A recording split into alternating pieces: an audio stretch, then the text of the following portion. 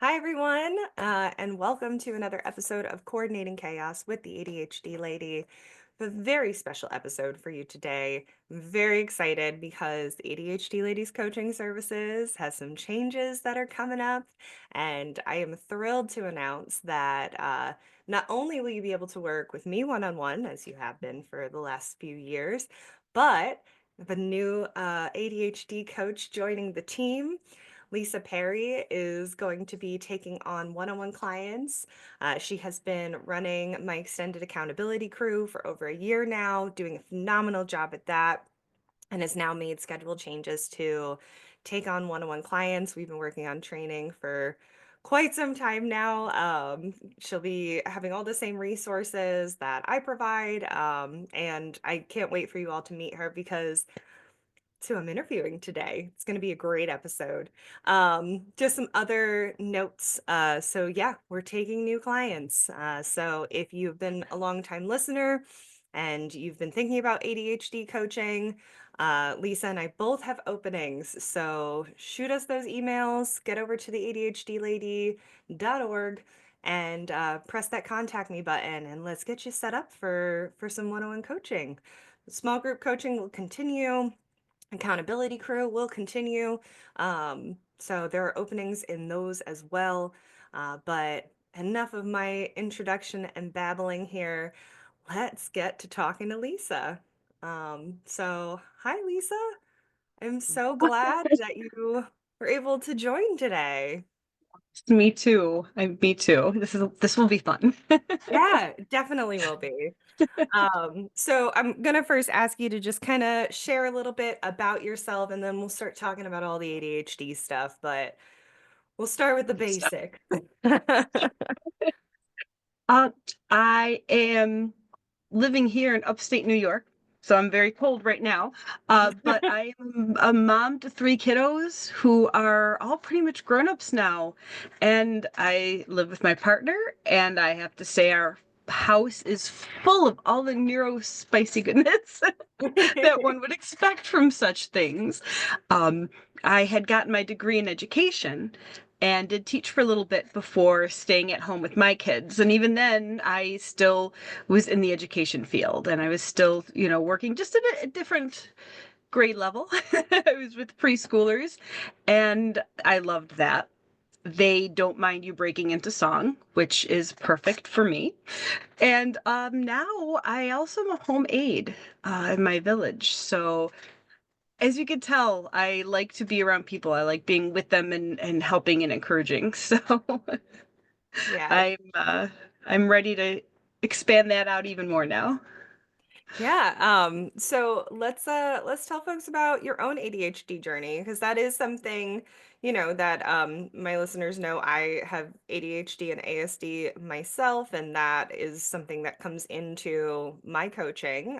So being an ADHD or yourself, let's chat about that a little, your diagnosis and whatnot. Right. Well, my diagnosis, the funny part is you're talking when I first started even hearing the words. It was mostly the late 90s, early 2000s. So back then, boys got ADHD and the really hyper girls got it. Apparently, nobody else did. Um, yeah. But obviously, science has been growing fast. And I remember it was 14 years ago. And had my son 17 years ago, sorry. And it was late at night, and I just happened to be reading an article online while I was feeding him, and it was why women are getting diagnosed now and not in childhood. And the whole article was here's little Susie and describing her, and it was basically describing me. And that kid that never, was usually for me, in my case, I was very quiet. I slipped through the cracks, but my desk was always messy. My room was unorganized. I was forgetful and daydreaming, everything. And reading throughout a childhood and teenagerhood and adulthood of women with ADHD, I realized I was reading about my life. And Mm. that was an eye opener, to say the least. So I actually called a coworker of my husband's who I know has ADHD. We had kids the same age, and I'm like, can you come? chit chat. So she came over and we were talking and laughing and finishing each other's sentences. And I'll never forget as she was leaving out the door, she turned to me and said, "So, what are you gonna do about it?" And that kind of struck me as oh yeah, okay, this is something I can work with. I can do this. Um, I went to my doctor, said I think I might have ADHD, and he said, "Well, you have suffered from depression and anxiety. That sometimes can come across as ADHD." I said, "Oh, well, okay, well, this is why I thought so." And I listed all the reasons from my childhood and beyond. And he said, "Sometimes people with ADHD are mistakenly just diagnosed with depression and anxiety." So, Isn't that the um, truth? yeah. So I went through the testing process and got my "oh heck yes" answer. was So you lit up the charts too? Yeah, I remember coming into the final meeting where they give you your answer, your diagnosis, and the guy looking at me and saying, "You're very interesting." Mm. That's very unnerving. I wasn't really sure how to take that. Ended up being, very positive, but a lot of questions, a lot of things started going back, clicking into place with that. Yeah.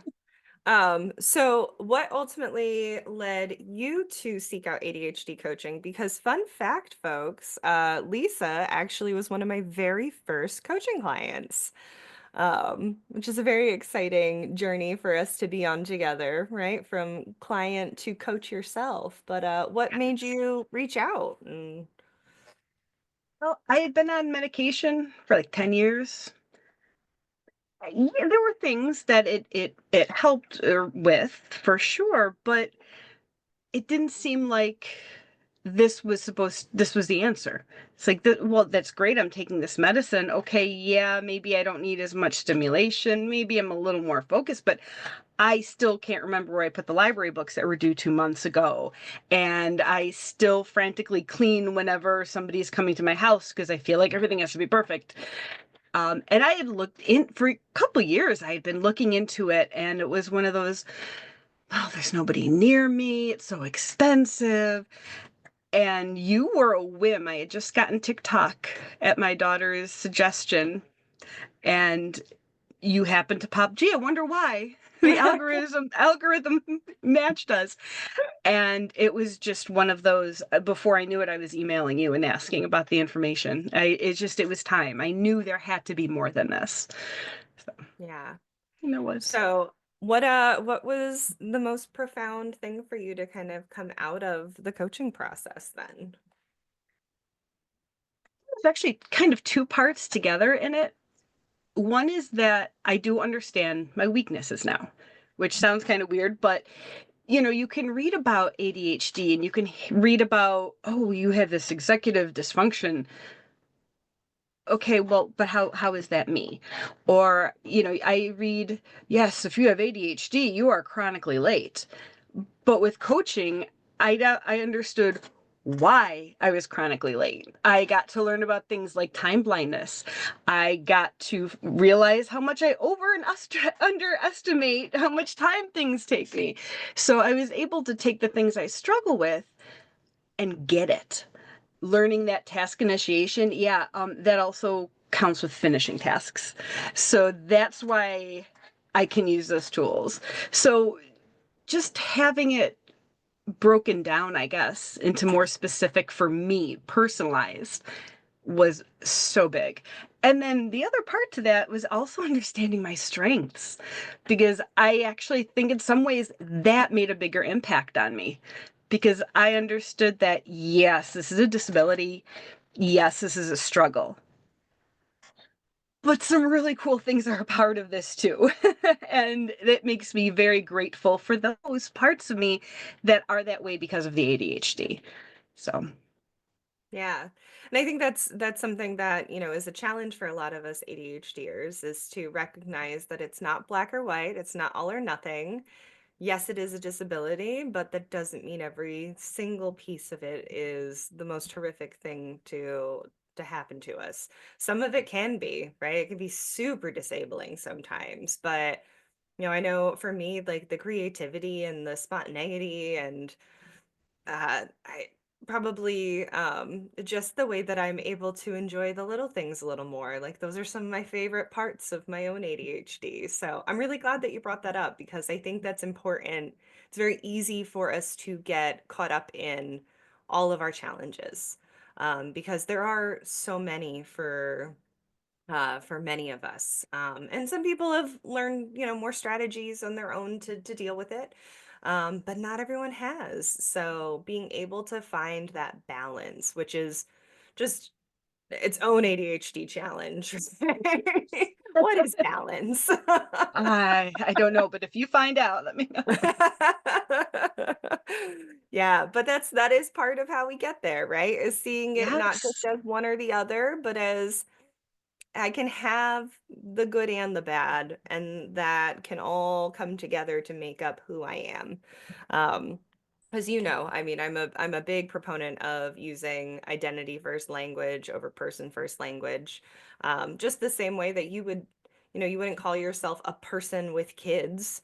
You call yourself a mom, but that's not all you are. You're so much more, and that's how I feel when I call myself an ADHD or an ADHD is that, yeah, that's a big chunk of who I am. I can't deny that piece of my identity because I wouldn't be this way without it. But also, I am a business owner. I am a partner. I am a daughter, a sister, so many more things. So, yeah, and I have a whole episode about the identity first language. Let's stop going on and on here. But let's see. Ooh, this is a fun one. What's your favorite tool that you learned from coaching? Narrowing it down. Hey, I'm not sure this would constitute a tool, but I this helps me utilize other tools, and that is I've learned not to fight my brain. Mm-hmm. I can now work with it and not against it. And I think that being able to do that allows all the other more specific tools to be more doable for me because now I've learned okay, wait, stop. Am I doing this because everybody says this is how you're supposed to wash the dishes? First, you do this and then you do that. Or is there a way that works better for me? I have to take all the dishes out of my sink to do them. Drive some people crazy. If that doesn't work for you, don't do it. But giving myself permission, just today on accountability, ridiculous amount of dishes were waiting to be done, and so I told myself, all right, I'm just gonna take it all out and get my sink looking nice. I got almost all the dishes done actually because it just got me started. But before, I would have thought, no, I just have to leave them. And now I can work with my brain and say, I don't like doing dishes when the sink's all full. Get it out. And I do it. Yeah. Yeah, and I think that goes back into a little bit of breaking some of that all or nothing too, right? Where like Yes. that all or nothing side is the part of the voice that's sitting there saying, you can't just do a pile like outside of this thing. No, if you're gonna do dishes, you have to do all the dishes, right? Yes.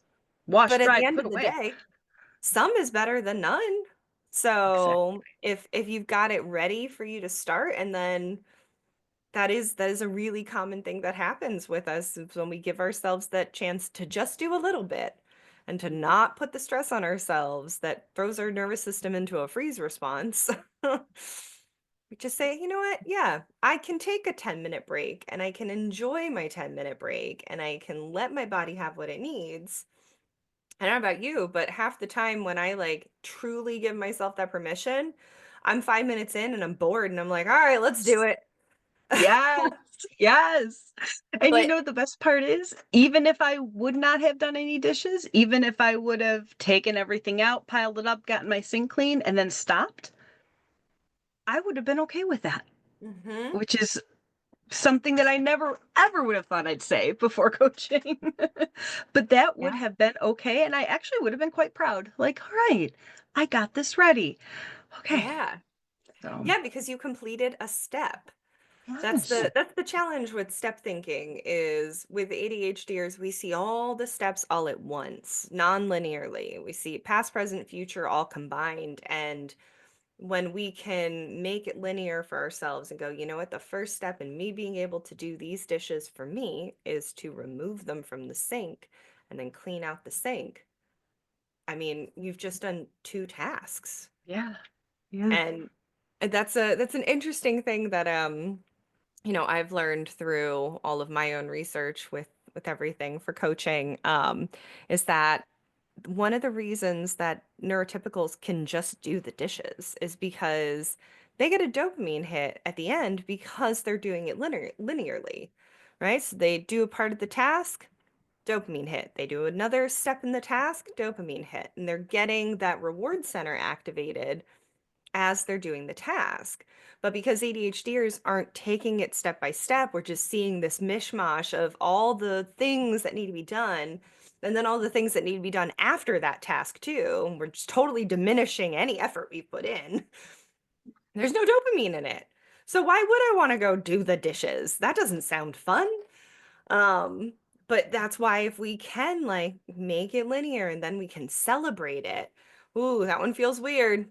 But I tell you folks who are listening at home, that is a really, really good one. The fake it till you make Yes. it trick of cheering yourself on like a fool. And it will feel very uncomfortable the first few times. But you were telling that reticular activating system in your brain to look for those positive rewards instead of focusing on, well, I didn't do enough. There's so much more to do. This wasn't good enough. Because when we just continue to repeat that rhetoric to ourselves, that is part of what holds our brains back. And a lot of us are doing it completely unintentionally. And We that's think something. we have to. Yeah. I thought I had to think of all this and do everything at once. Yes, Hmm. my advice, happy dance. Every little step, you do the little happy dance. Big or Love a small, happy dance. it's but Love a happy dance. yes. Um, so what made you decide to become a coach yourself? Honestly, it was hearing other people talk about themselves the way I had before coaching. The self-flagellation, the, "Oh, I only got the dishes out of the sink. Oh, the report's due tomorrow. I didn't even start it yet." Just that constant, I remember that. And I remember having to live with that constant heavy heart of thinking of all the things I have screwed up in the past, I'm currently screwing up, and I will screw up in the future. And now that I know I don't have to live that way and nobody else has to live that way, I want to help that. I want to help people learn about themselves, learn about their brains, learn how they work, and realize, hey, I'm actually a really amazing person. I am a wonderful, loving, lovable person, and I deserve to be treated that way by myself. Hmm. I tell this story. You've heard it, but replacing "I'm sorries" with "thank yous." I just kind of love to tell people that, and I will be in line at a grocery store, cashiers running behind, struggling, whatever. "I'm so sorry, I'm so sorry." You bet I'm right there saying, "No, no, no, no, you're not. No, no. You can Hmm. thank me for being patient. You can thank me for my understanding, but please do not tell me you're sorry. This is nothing that is your fault here." And every time I've done that, the look on people's faces as I'm leaving, that just that little bit more lightness to them. I love that because I feel like I know this secret and I want to share it with everybody else. Yeah, I do remember that being one of your favorite exercises that we worked through. And I love that you are continuing to spread that and to help others with that. Because that's one of my favorites too, is just giving other people grace because I mean, so few of us give it to ourselves. So it is a really nice gift, basically, that you can share with people. Right. Because that's one of my favorites too. When a friend is apologizing because, oh, I got tied up at work, I have to cancel plans. No worries. I'm so, so sorry. I wouldn't have said no worries if there was a concern. I'm an adult. I'm responsible for expressing my feelings. You don't have to apologize for something beyond your control. So, it's one thing. It is important to note that, when we do genuinely make a mistake that is our fault, that's an appropriate time to say sorry. But Yeah. there's so many other things that it changes the context, right? If we say thank you instead of sorry, because you can't help that your brain is wired differently and that, time blindness comes with the territory and, you're trying your best every single day. Um, so yeah, just saying thanks for your patience makes a world of difference because it also, instead of the person thinking negatively about, yeah, you should be sorry for wasting my 5 minutes that you were late. It's, oh, I did something good by sitting here and being patient for it. Yeah, like it changes the Yes. whole tone. Yes. It's wild. But it's It's a really win-win. nice to see. Yeah. It's a win-win for both people Yeah, involved. yeah. Um, So now I mentioned at the beginning of the episode, Lisa is the host of my extended accountability crew. So if you don't know what crew is, it is a extended group sessions that with one-on-one coaching, you get access to 2 sessions a week, but you can also join Lisa's group, which is an extra 5 a week. Um, and in these 50 minutes, hour long sessions every Monday through Friday. It's a group of like-minded ADHDers getting together, body doubling over Zoom, and spend a few minutes at the beginning of the sessions kind of talking about what everyone's goals are. Lisa or myself, depending on the session, is there to facilitate kind of helping you work through any strategies you might need. If you're coming in, you're like, I know I have to do this thing, but I'm stuck. That's one of the things we're there for. And then, just having other people working alongside of you, right? Yes. That work is going to look different for everybody, right? Because some people, sometimes we just need that hour to make sure we fed ourselves. I know I've used Yes. my Yes. crew sessions as a lunch break for myself quite a bit. Um, but some people are doing stuff around their house. Some people are in their office at work getting things done off that to-do list. Some people are working from home. It all depends, but it's a great group to be a part of. So Lisa, what has been your favorite part of hosting Accountability Crew? I think you hit the nail on the head when you mentioned it's with like-minded people Mm, because I know a lot of us have felt so much shame about things we're behind on or we should be doing or we didn't do. And so when you have the group of us together and you have somebody say, "Oh, I was supposed to, write up this report, but I haven't even started." There's a whole bunch of us saying, "Okay, yeah, that is tough, but you can do this." And you'll have the people pop up, "Yeah, I've done that too. It's so hard to remember." And we can release the guilt with each other because nobody is going to shame you and say, "Oh, I can't believe you haven't started it yet." um, we can have our cameras on. You don't have to have your camera on at all, but some people have their cameras on in their house, and it definitely is more and more as we go through because we become comfortable with each other. Nobody on that group is going to care you have 2 3 loads of laundry on your couch that you still need to fold. That's okay. Nope, no guilt whatsoever. So being able to commiserate and being able to understand that these other people have the same struggles I do, they're good people. I must be a good person. I mean, that mhm. right there is huge. I've enjoyed watching because I have been doing this. Actually, I think it's 2 years now. Oh my gosh, is I it? think. Yeah. Um, See, but there's that time blindness, right? exactly. Um, but seeing some of them have been with me since the beginning, and it's so fun now to see the things that were a struggle before become so natural now. And so I love being able to remind people, hey, you know how you just like flew through that load of dishes? You're upset you didn't do it before, but do you remember, 3, 4 months ago when you couldn't bring yourself to do the dishes at all? And yet here you are, you're just going through them like nothing. And probably my favorite part is just happened actually again last week. I was talking about, because I also do work during accountability. And so I was mentioning what I was going to work on. And I was saying, oh, well, I have to do this big thing, blah, blah. One of the crew said, hmm, Lisa, that sounds like black and white, all or not, nothing thinking, doesn't it? And I'm like, yes, yes, yes, yes, yes, you are right. And so I love that we can encourage and help each other. A lot of the crew actually will get together outside of hours. They'll message each other, hey, I have to read this chapter for work. Can somebody body double with me? And because they've learned just through the crew, they've already gotten a bunch of good skills. And obviously having your coaching too, the two together is just awesome. Yeah, it is wonderful to be able to witness that growth.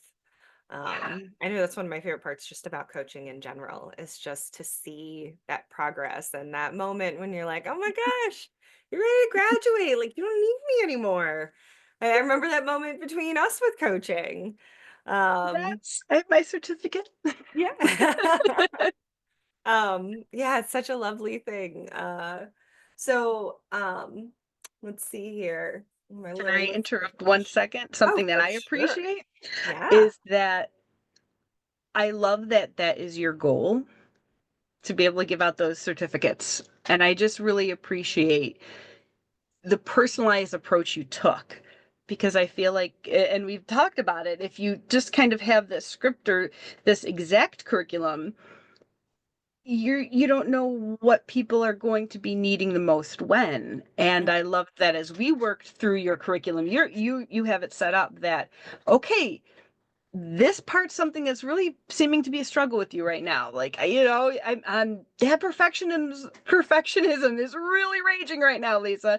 Let's take a little break. Let's work on that. And so thank you for that. The fact that you want us to be able to go off. Um, Yeah.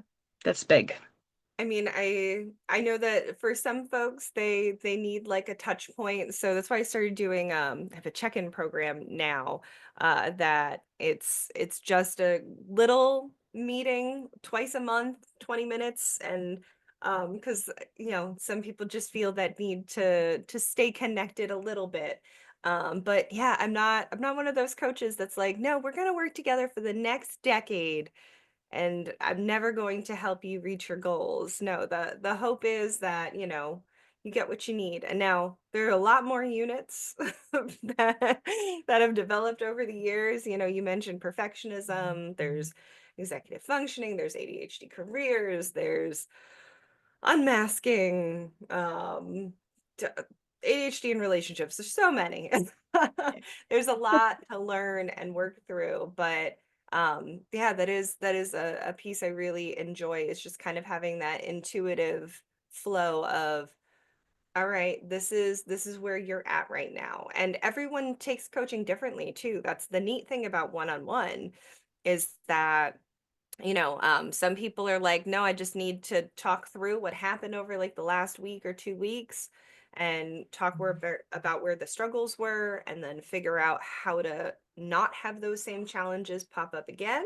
But then I've got other people who are like, no, I just want to like learn the things and do just a unit and get through that and then see if there's more I want to learn after. But what I do find is the most people like a split where it's like we spend the first like 20 minutes or so kind of discussing, all right, how's this strategy going? What happened here? How are the steps towards this bigger goal that you're working on? And then wrapping up the session with, all right, and now let's do a few slides on perfectionism and help you continue to work and grow in that way too. And I do want people to be aware, like that's the same kind of style I've been teaching Lisa. She's going to have all those units to work through with you too. Um, so I'm very confident in just from I mean, you've learned so much, and I'm just so proud of you, just in so many different ways. But Thank I'm you. so I'm so excited to have you on my team and to be able to add additional support for people. Um, so, do you have any advice for any fellow late diagnosed ADHDers? First of all, any frustration with the diagnosis process will be worth it because that's a lot, especially if you are struggling with those executive functions. there's Mm-hmm. there there are phone calls involved. Me and phone calls, we're working on it. Those could be tough for me. That's why I love accountability. I'm like, I'll do it. Um, but it will be worth it to be able to get definitive answers. But the other thing I would say is every step, even if your step is, I wrote down the number of somebody, a doctor to call, be proud because it's hard to get this diagnosis at any point in your life. But if you've had a lifetime of the mindset that comes with ADHD, if you've had all of this time to think that there's something wrong with you, it's kind of just a little extra baggage. And be Oh my very gosh, yeah. proud that you are going for this. And I think that's probably even more important. Yeah, right. Because that's the rhetoric that we hear all the time is just, well, no, I should just be able to do it. I'm an adult. There's just something wrong with me as an individual. And I mean, I know plenty of ADHDers even outside of coaching, who that's the mentality is, well, I just failed as a person. But that's not how this goes, folks. It's not. No, And we live in a society that is not built for our brains. I cannot say it enough. I've said it in so many episodes. I say it all the time in coaching. I say it to my own friends and family with ADHD. We do not live in a world that is built for our brains. We don't. And I mean, you just have to do anything at the DMV, and that just shows you this is not an ADHD friendly world. Not at I all. agree. um, so what is the most important thing, Lisa, that you've learned about ADHD over the last few years? Honestly, the concept of neuroplasticity Mm, and this love that. fact that in order to grow, in order to change, we have to fail. The only way to change these habits, for lack of better term, to change these ways of thinking and doing is by failing and then doing it again, trying it again. And the fact that biologically that's how your nerves are going to change and that you can indeed change. Yeah. That's a lot. Again, especially if you're all or nothing thinking, well, I have to immediately start doing this. Right. I learned this new skill, so now I must do it right all the time. That's not going to happen. So it's Yeah. a lot easier when you fall off the wagon or whatever, and to know that, oh, all right, well, this is kind of probably bound to happen, but by doing it and starting up again, I'm going to help my nerves change. That's kind of Yeah. cool. Well, because I mean, let's face it, one of my favorite favorite quotes that I say about ADHD is we love to start at the finish line, right? Because we have a brain that's impatient, that doesn't want to do 6 months worth of work to build a habit. No, I want to go to the gym 5 days a week. So that starts tomorrow. Now I'm going to go Monday through Friday. That is not how change happens in your brain at all, folks. That is where neuroplasticity comes in, is that we need to basically kill off the old pathway of going 0 days and form a new pathway of going 1 day a week for the next month. And then adding on to that and getting 2 days a week. And that slow build. Ooh, our brains are so reluctant to it at first, but I tell you what, It is so much easier too when you have done it that way, that if you do have periods where it's harder, because I think the gym, I think I bring that up as an example because that's one that I've personally worked through. I've gotten very into movement for my own health and mental health, and um, last year I had done that. I spent a few months, I worked myself up to by January, I was at the gym 5 days a week. That was the goal. And I was doing that pretty consistently for a bit. Switched to outdoor movement, and then when it came time to, ooh, it's starting to get cold again, and I couldn't really do the outdoor stuff. My brain wanted to go right back to, okay, well now we gotta go 5 days a week again. Like, no, there's a transition period here, folks. And have I had weeks where it was once and that's it when I had built up to three? Sure. But that failure of not quite hitting the number I wanted, um, if you let that stop you and you quit, then you won't form the habit.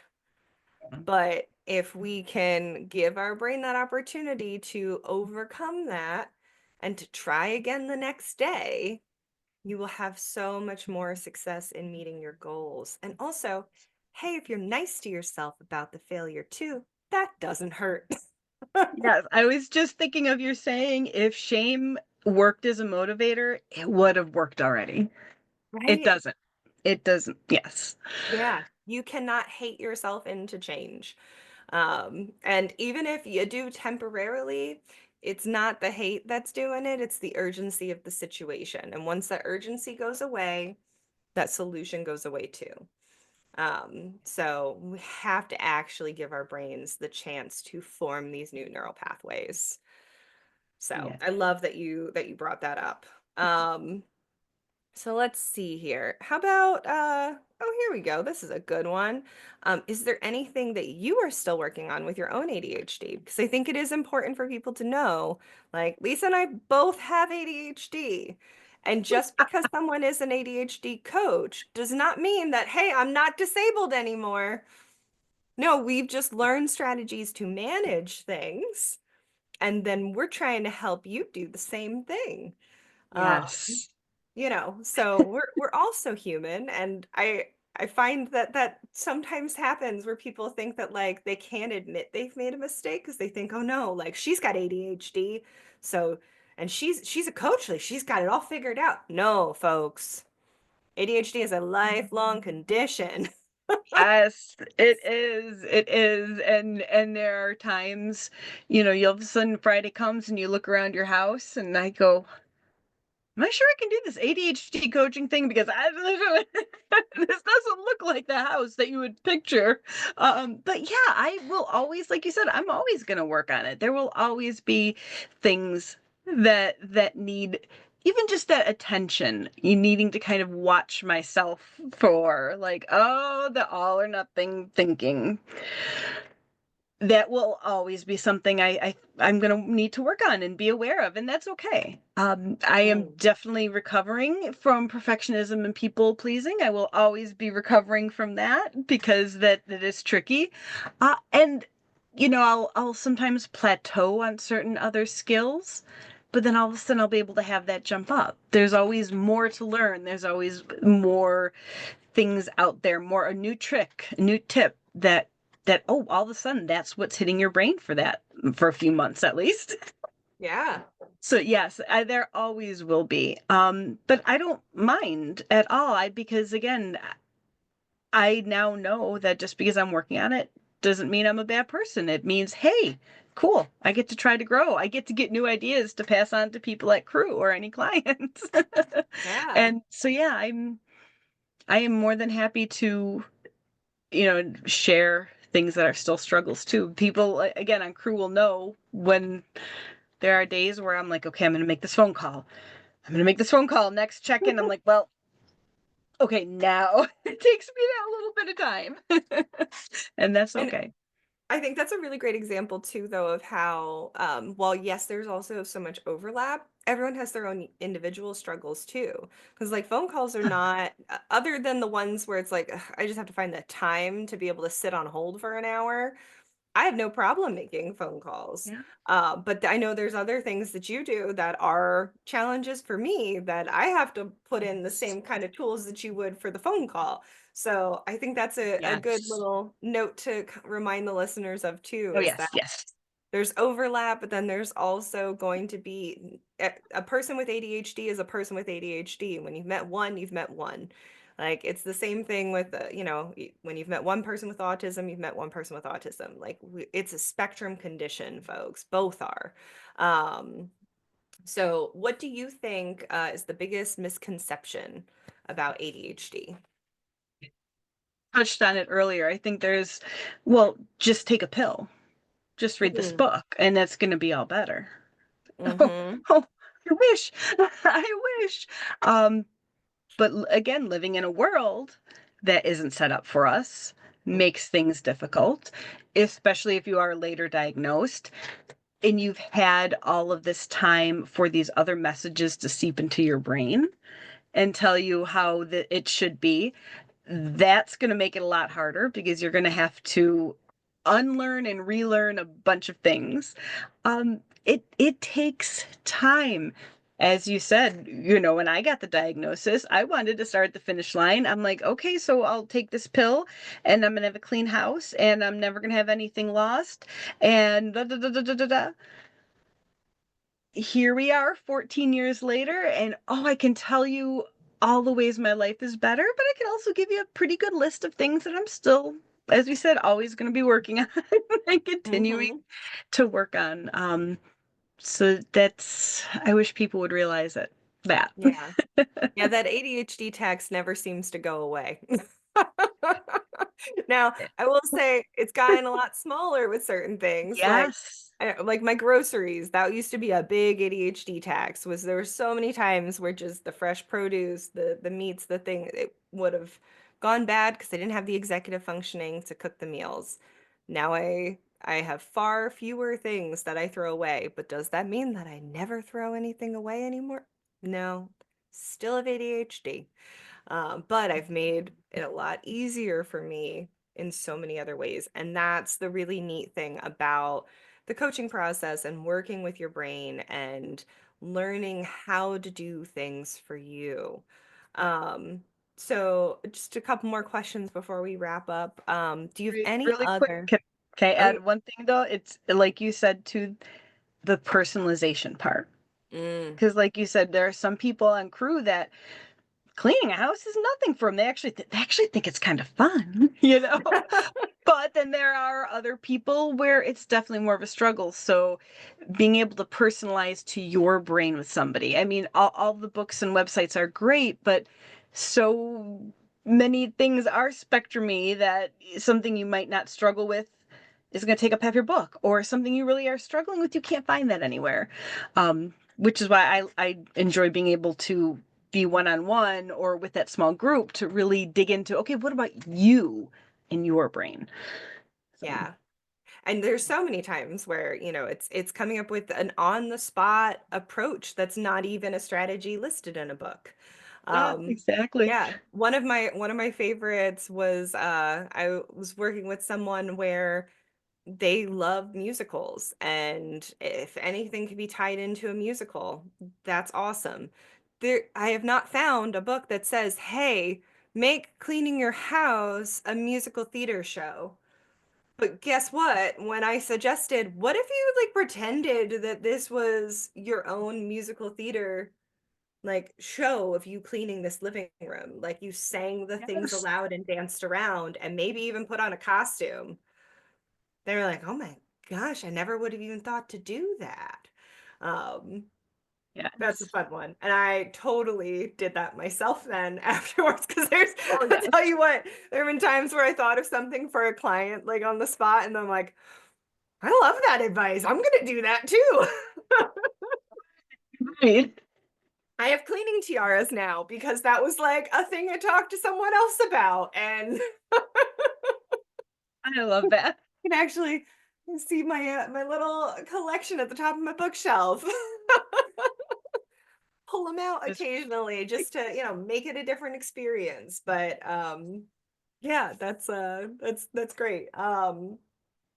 So why should people sign up for ADHD coaching? Like, I mean, you said the personalization, but is there anything else that, you think is really valuable for people to understand about the coaching process? They should come and work with us. Honestly, they're worth it. People out there, that's my big thing. You should sign up for it because you deserve to have somebody by your side as you maybe learn about your ADHD if you're recently diagnosed, or if you've had if you've had the diagnosis but just weren't sure what to do with that. You deserve somebody there to work with you and laugh with you with you. But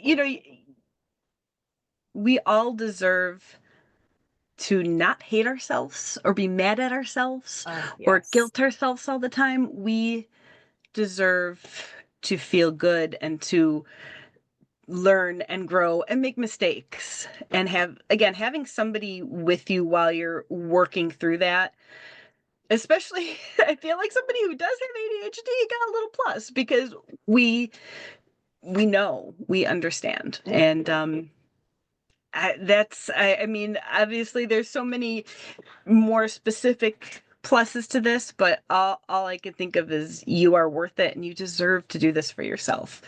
And you would Yeah. be surprised how many other people actually will end up being affected once you start coaching and learning and realizing everything about yourself and how to make life better. Other people will also reap the benefits.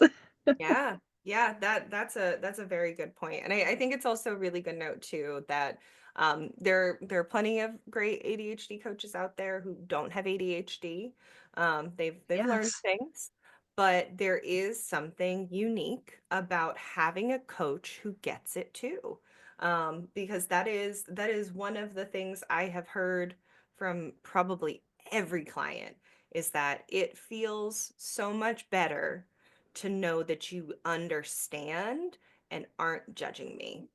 And while I can't speak for neurotypical coaches as to whether or not they are placing judgment, but I tell you what, when I'm giving the advice to someone, hey, a planner can be a helpful tool. It is not coming from the same space of a neurotypical person who like they can just use a planner.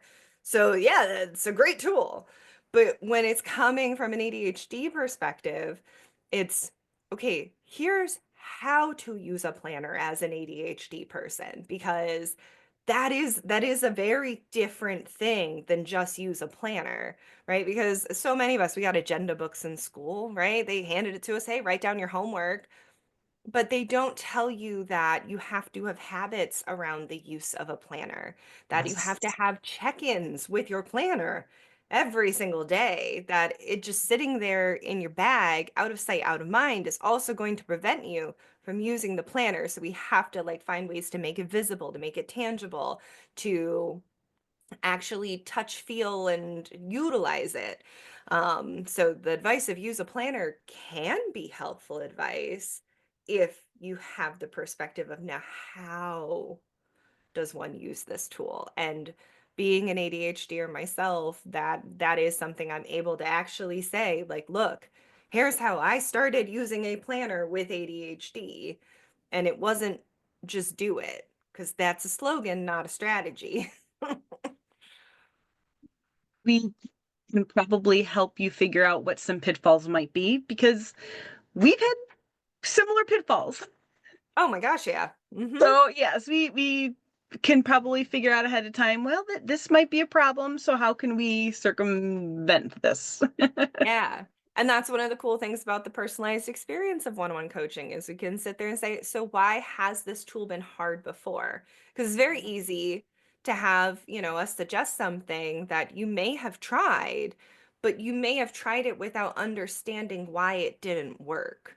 Because if Mhm. we can sit there and we can talk through, okay, so what have the challenges with the planner been in the past? If you're sitting there and saying, well, I just always would forget it at home. Okay, well then that's a whole different set of strategies that we need to discuss is how do we make it something that comes along with you? How do we make it more a part of that routine? Um, so that's a really neat thing about personalized one-on-one coaching as well. And like Lisa said earlier, you do get elements of that with both the small group coaching, as well as the accountability crew, because, that's there to talk you through the different things that you're struggling with and to be by your side. That's at the end of the day what our ADHD coaching is to provide support, to help you figure it out, to help you be nice to yourself about it, and to cheer you on because you deserve having someone who celebrates your wins until you learn how to celebrate your wins. We'll do the happy dance for you Yeah. until you're ready. Any final thoughts or words of wisdom that you want to share before we wrap up today, Lisa? Everybody out there, keep trying, keep failing, keep learning, keep Mhm. trying, keep going at it and be nice to yourself. Yeah, love Because that. whether you believe it or not, you're probably a pretty awesome person if you're listening to this. Yeah. So yes, you deserve it. Well, great. Thank you so much again, Lisa. And again, for our listeners, check out theadhdlady.org or shoot an email to theadhdlady@gmail.com so we can get you set up with a consultation. And then we'll get you started with Lisa or myself for one-on-one coaching because we both have openings available right now, some cool schedule changes to allow that. And then, if you're not quite ready for one-on-one, Crew is a wonderful investment. It's only $50 a month, and that gets you 7 body doubling sessions a week, guys. You can't beat that. And there is also small group as well. In the upcoming months, I will be adding a second small group. So there'll be 2 time slots available. So yeah, lots of really good stuff on the horizon here. But thanks for listening, everyone. And thanks again, Lisa. Yeah, Yes. And thank you for everything you do. thanks. All right. Bye, folks. Bye.